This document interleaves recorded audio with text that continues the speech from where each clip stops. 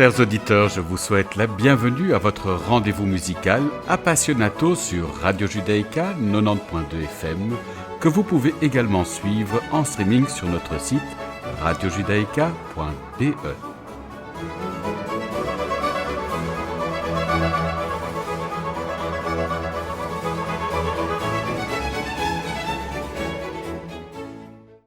Nous avons l'immense plaisir d'accueillir aujourd'hui Sylvia Wang qui vient nous présenter un superbe album intitulé Ode to Mother Nature. Bonjour Sylvia. Bonjour Frédéric.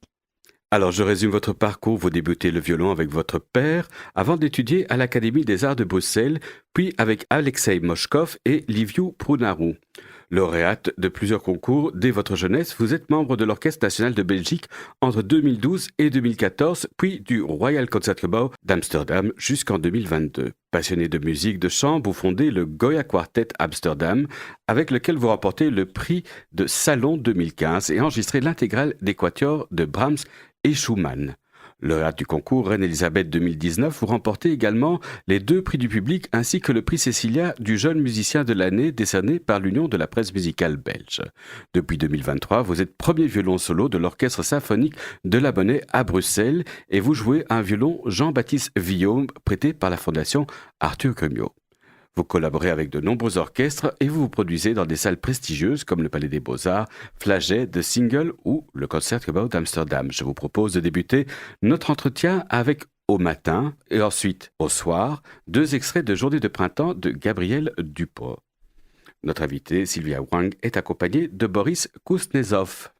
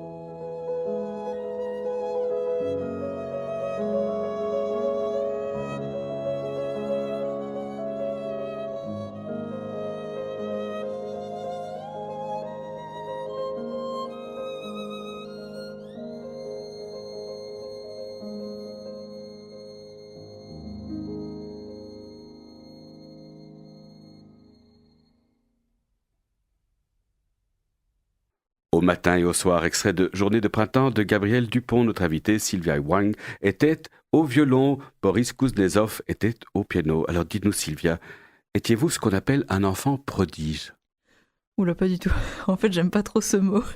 Mais non, je pense que j'ai juste beaucoup travaillé. En fait, on parle beaucoup de le talent, etc. Mais en fait, le talent sans le travail, ça donne pas grand-chose. C'est un peu comme les sportifs. Prenez un footballeur, s'il s'entraîne pas tous les jours, toutes les semaines, il va pas aller très loin. Et en fait, en musique, c'est un peu pareil. Donc, disons que j'ai commencé très tôt avec mon père, quand j'avais 3 ans. Et puis, j'ai travaillé un peu tous les jours pendant de nombreuses années. Alors Donc, quand on vient d'une famille de musiciens, est-ce qu'on a le choix d'être autre chose que musicien? en fait, je pense que si j'avais voulu faire autre chose, j'aurais pu. Mais vu que ça faisait tellement partie de mon quotidien, je me suis jamais posé la question. Enfin, si je m'étais dit, si je fais pas la musique, je travaillerai avec les animaux, je serai vétérinaire ou ce genre de choses. Mais j'ai toujours été convaincue que c'est ce que je voulais faire. Mais si, j'ai jamais été forcée. Vous n'avez pas souffert de la coercion, des obligations liées à l'apprentissage? Bah, évidemment, c'est pas drôle tous les jours. Et puis parfois, voilà, je connais pas beaucoup de gens qui aiment travailler leur instrument, mais disons que ça faisait un peu partie de la routine, comme se brosser les dents.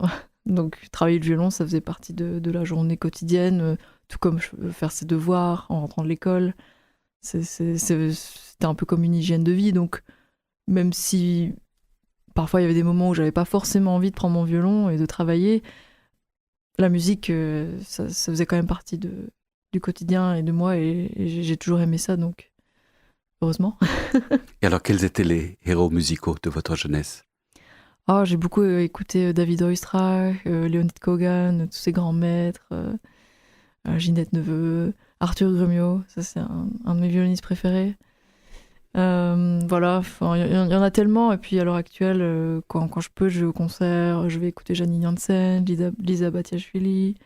En fait, l'inspiration, on peut la trouver chez tellement de personnes, et c'est difficile de choisir une personne que je préfère. Donc vous êtes plutôt une professionnelle enthousiaste de vos collègues. Oui, je pense que... Il y Enfin, en a en qui tout sont cas, très critiques. j'ai beaucoup à apprendre de beaucoup de gens. Donc, après, voilà, parfois, on a toujours nos goûts et nos couleurs, hein. Donc, il y a des choses que je peux plus aimer que d'autres, mais je pense qu'on peut tous apprendre de beaucoup de gens. Alors vous êtes premier violon de l'Orchestre symphonique de la Monnaie. Pourriez-vous nous expliquer en quoi consiste une fonction pareille? En fait, un orchestre, c'est un peu comme une entreprise, dans le sens où il y a une hiérarchie. Et donc, à la tête de l'orchestre, on a un chef d'orchestre qui nous dirige. Mais au sein de l'orchestre même, il y a différents groupes d'instruments. Donc là, je vais parler des violons, en l'occurrence, vu que je joue du violon. Mais en fait, c'est le cas dans tous les groupes. On a un ou une chef de pupitre. Donc c'est comme un ou une leader, comme ça. Ensuite, on a un co-soliste. Et puis voilà, c'est comme s'il y avait différents grades au sein d'un même pupitre. Et le mien, disons que pour les violons, c'est le plus élevé. Donc je suis un peu la chef des violons. Et en fait, par extension, je représente aussi un peu l'orchestre, puisque j'ai la position qui est juste en dessous de celle du ou de la chef d'orchestre. Et donc, quand par exemple le ou la chef d'orchestre veut parler de quelque chose aux musiciens, c'est souvent par moi qui va passer.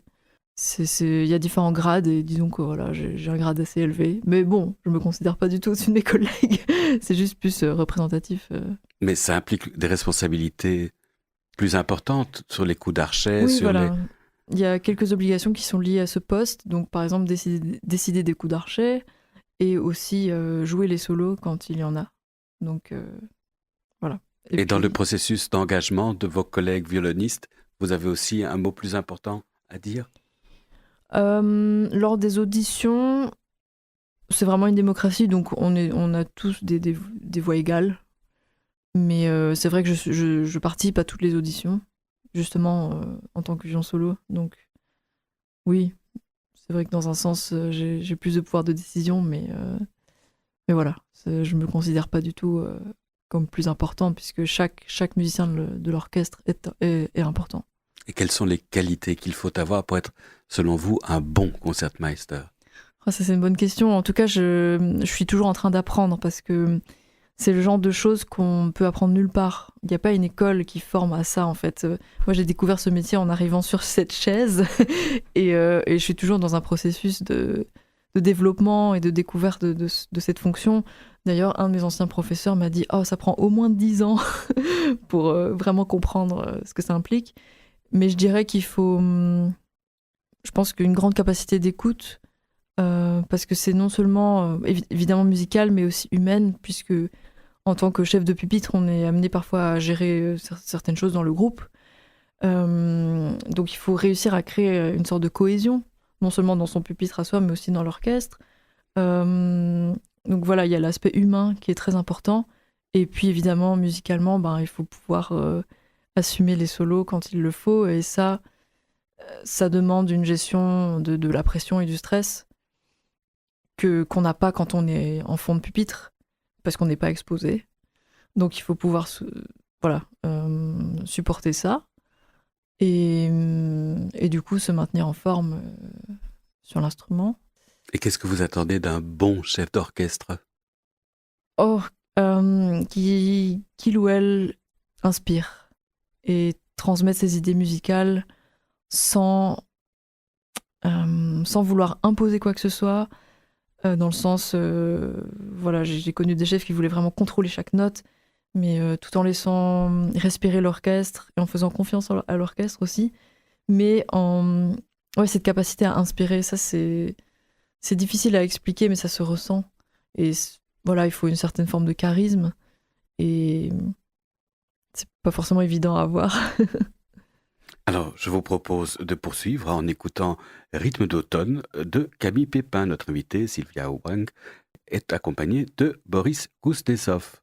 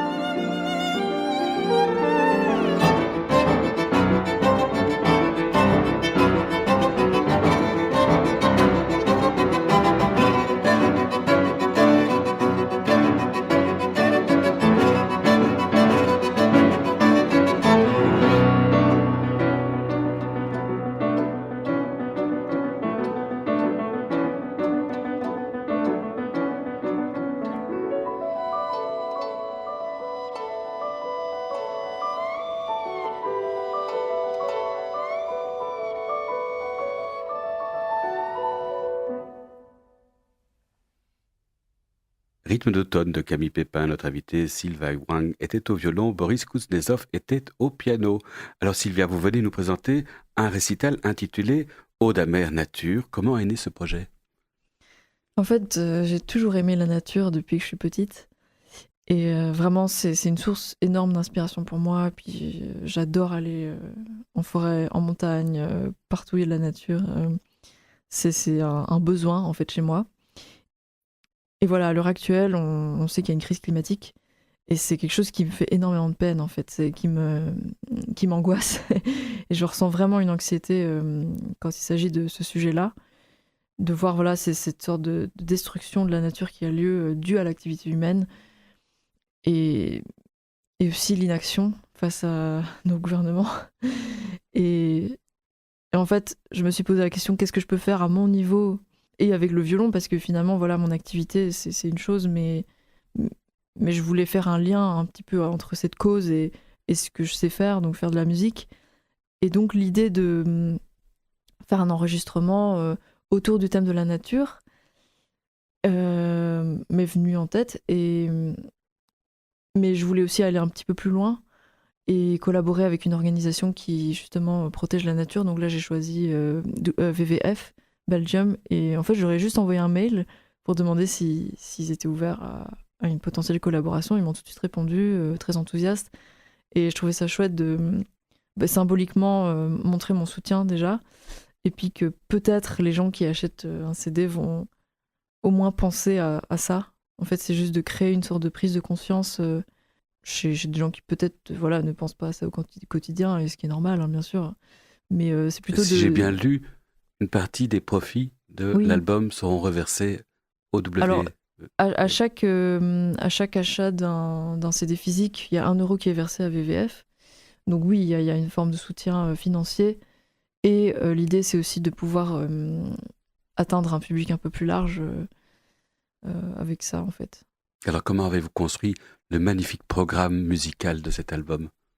En fait, j'adore aller creuser un peu dans le répertoire violonistique qui, on a beaucoup de chance, est très grand. Et c'est vrai qu'on a tendance à entendre souvent les mêmes œuvres. Et les programmes de concert sont souvent conçus autour de pièces qu'on connaît. Et c'est vrai que les gens aiment bien aller au concert, écouter ce qu'ils connaissent. Mais je pense que c'est aussi notre rôle en tant qu'artiste de proposer des œuvres qui sont moins connues, voire méconnues, de compositeurs et compositrices qui ne sont pas forcément tout le temps dans la lumière. Et donc, en faisant des recherches, j'ai assemblé des œuvres qui me semblaient aller bien ensemble. Non seulement parce que voilà, il y a un fil conducteur autour des saisons, donc c'est un thème un peu universel sur la nature, et j'avais envie de mettre en valeur des compositeurs et compositrices qui sont un peu moins connus que celles et ceux qu'on connaît d'habitude. À la base, je m'étais dit, je vais enregistrer la sonate de printemps de Beethoven. Mais en réfléchissant, je me suis dit, en fait, tout le monde la connaît, elle a été enregistrée des millions de fois. Et donc, je cherchais des infos, je cherchais un petit peu, je faisais des recherches sur cette sonate. Et par hasard, je suis tombée sur une autre sonate de printemps d'une compositrice croate que je ne connaissais pas du tout. Et donc, je me suis dit, waouh, qu'est-ce que c'est et qui est-ce? Et en fait, c'était une grande personnalité de son époque, fin 19e, début 20e. Elle était comtesse, mécène des arts, elle était vraiment très active et mélomane et elle-même musicienne. Et elle a composé pas mal d'œuvres. Et évidemment, elle est tombée dans l'oubli, comme beaucoup de compositrices. Et ça, c'est aussi quelque chose qui me tient à cœur, c'est de mettre en valeur les compositrices qui ont été oubliées et voilà, leur donner un peu de place, la place qu'elles méritent. Et du coup, ça tombait parfaitement dans le programme, une sonate de printemps, mais pas par Beethoven, une autre. Et les autres œuvres, il y a du Dupont, et ça, c'est Boris, mon pianiste, qui me les a fait découvrir. Pareil, je ne les connaissais pas du tout, mais ce sont vraiment des perles, et personne ne les connaît, personne ne les joue.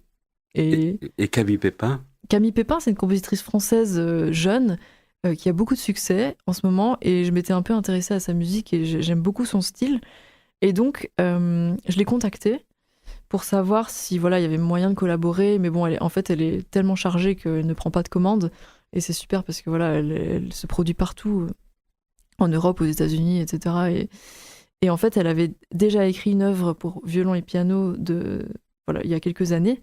Mais cette œuvre n'a jamais été enregistrée, donc là, c'était parfait. C'est une première au disque. Alors, je vous propose de retourner à la musique avec l'allegro de la sonate en ré majeur, opus 26 de Dora Pejacevic. Notre invité, Sylvia Wang, est accompagnée de Boris Kuznetsov.